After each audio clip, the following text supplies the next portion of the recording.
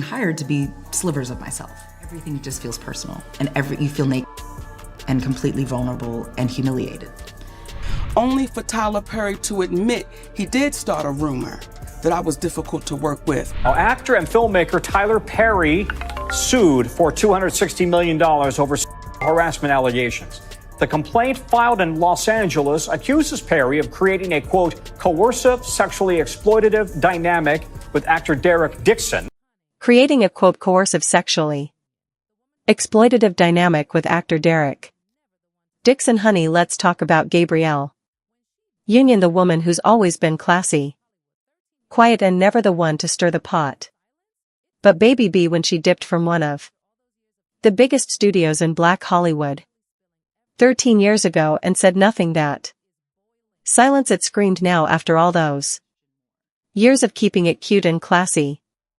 She's finally spilling every last drop of that tea, and baby, it is boiling. Step up and step up and in question more and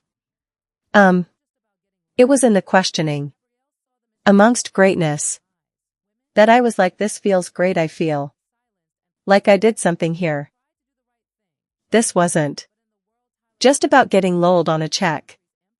Gabrielle saw the mistreatment with her own eyes. Women, black women. Mary Jane contract. I will never settle for anything less than what I want and what I... The right thing, she spoke up, but in the world Tyler Perry built and under Oprah Winfrey's empire, honesty comes with consequences, and Gabrielle paid every bit of it. Harry Jane contract. I will never settle for anything less than what I want and what I do. What went down wasn't some scandalous explosion. It was worse. It was slow. It was planned. It was the kind of betrayal that creeps in quietly and leaves scars you don't even see until years later. In Hollywood, silence is more valuable than gold, and when Gabrielle stopped playing that game, the doors started slamming. Since her last appearance in Tyler Perry's 2012 film, she's been completely erased from his billion-dollar empire. Not a cameo,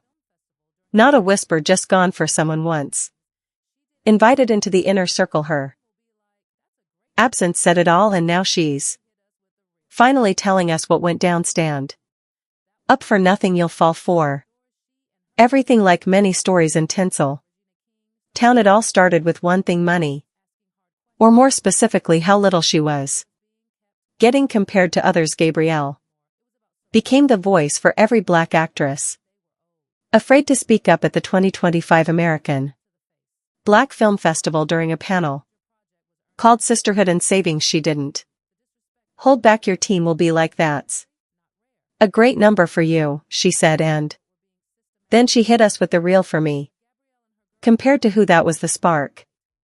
Behind closed doors, she and her circle, Regina Hall, Nia Long, Regina King, started sharing notes, comparing deals, asking hard questions. I put in the same hours as most men, and if not more, and I deserve to get paid the same. Equal pay, equal work, and that's how it should be. They were owed. Gabrielle remembered one moment like a slap to the face. She found out the second lead on a major project was earning more than her a whole second lead. The disrespect wasn't even subtle, and that story not rare. Black women in positions of power were being systematically minimized, but Gabrielle and her girls weren't going down without a fight. They strategized, they refused roles, they made the studio sweat, and guess what? It worked. The paycheck started changing, but honey, nothing in Hollywood comes free. I put in the same hours as most men, and if not more, and I deserve to get paid the same. Equal pay, equal work, and that's how it should be. Gabrielle paid the price in full, especially when you're in Tyler Perry's kingdom, where silence is worshipped and control is king. As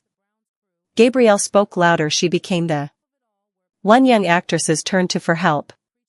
She taught them how to read contracts, how to say no, how to walk away with their dignity intact, and every time she lifted someone up, the gatekeepers pushed her further out. It wasn't beef, it wasn't drama, it was exile. He showed up to my apartment and offered me 100 grand. To take my clothes off me, he said. I don't even need to touch you, I just want to see you. Gabrielle walked away. From more than a man's studio she walked. Away from a broken system and that's when they tried to silence her. The whispers started projects. Disappeared friends ghosted her because in Perry's world difficult is a dirty word, and once you get that label, baby, good luck getting a call back. It wasn't just Gabrielle. Writers started disappearing too. Ask the House of Pain. Writers asked the Meet the Browns crew. Asking for benefits fired, and at the top of it all were Perry and Oprah. Black royalty preaching empowerment on camera, while allegedly demanding silence in private. I sell my soul or my excuse my French. Y'all, I know some of y'all hopefully y'all don't have no kids around, but I didn't sell nothing for success. But why bra priest successfully proclaimed patriarchy on camera, but then black voice went silent. Gabrielle watched it all, and when she dared to speak up, the support gone. She wasn't calling them villains, she didn't have to. The silence, the patterns, the cold shoulders that told the story. Mr. Perry comes and everything changes, so we literally run the entire episode for him. And he hates it. Does that mean I have to learn a whole new script? Yes, that's what I mean. While Hollywood worshipped Perry for building a studio for black talent, Gabrielle was asking at what cost and who's being left behind. Then came the bombshell actor Christian Key, someone respected and deep in Tyler Perry Studios, said it plain. The director is kind of standing on the side like, you better do it, because if not they will fire you. Not with names but with details sharp enough to cut. He spoke of being targeted, a billionaire filmmaker. Hush money offers in the six-figure. Only for Tyler Perry to admit he did start a rumor that I was difficult to work with. All my gigs gone, everything gone. His face, you know I don't know. And then he dropped the line that shook the internet. He had tapes, no names, but he didn't need to. All fingers pointed to one name, Tyler Perry. Then came Brandon J., a young actor who told his own story. He'd landed a role as a bullied straight teen, simple, but when he arrived on set, the whole character was flipped. He was suddenly gay, crushing on his bully. No heads up, no consent, just pressure. And when he protested, he was told adapt or leave. That wasn't direction, that was coercion, and Gabrielle had seen it all before. Power misused, people silenced. She'd been warning about it for years, but no one wanted to listen, not until the receipts started piling up. And when Christian Keyes hinted at deeper abuse, when Brandon J. confirmed that sets could change characters overnight, without warning, people started asking, if that's happening on camera, what's going on when no one's watching? Gabrielle didn't even need to say a word anymore. The whole industry was connecting the dots she'd been outlining for over a decade. Then came Tiffany Haddish. Remember when she was everywhere? Tyler's events, red carpets, parties, and then during her darkest moment, a lawsuit that was later dismissed and proven baseless, only for Tyler Perry to admit he did start a rumor that I was difficult to work with. Silence, complete silence from Perry's empire. No support, no statement, no check-in. Gabrielle took note. She saw how quickly these so-called friends vanished when a woman was down. That family was never real, and behind all that smoke was the fire Gabrielle had been pointing at all along. You admitted that, brother. How do you make that right?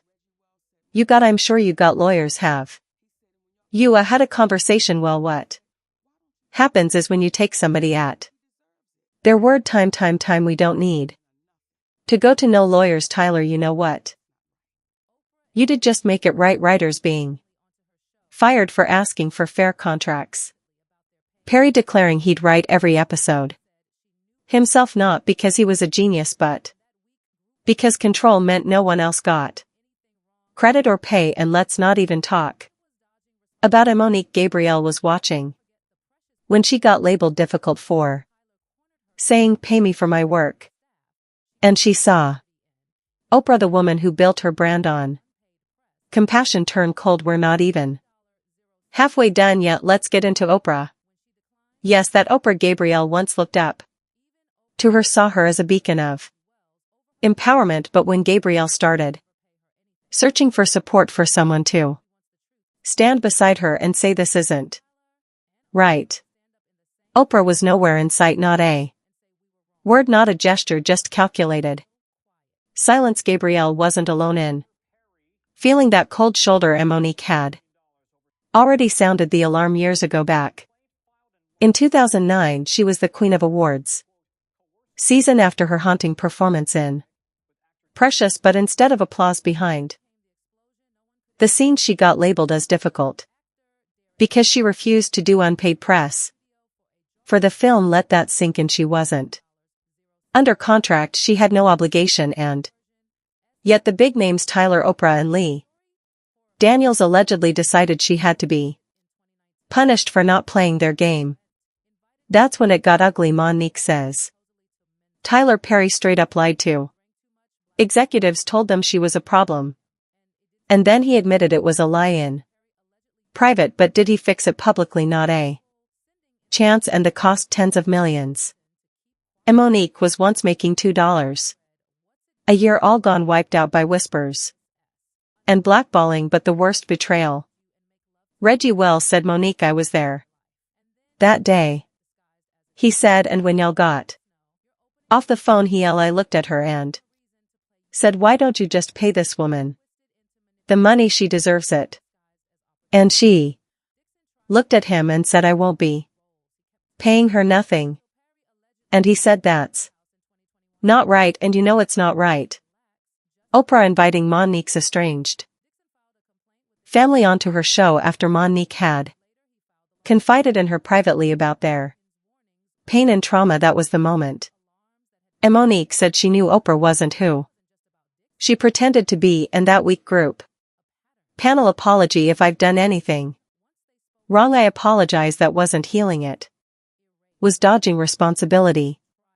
Let's not forget the Precious promo run, where Monique says Tyler cornered her in a room surrounded by staff. She brought her security in. He allegedly pressured her to do unpaid press, dangling a carrot, a $38 million future deal. When she declined, the smear campaign began. Even Oprah's former makeup artist Reggie Wells overheard Oprah herself say, I'd never pay her anything. And Monique doesn't want pity, she wants the truth spoken publicly. She wants Tyler and Oprah to stand up in the same spotlight that helped ruin her and say we were wrong.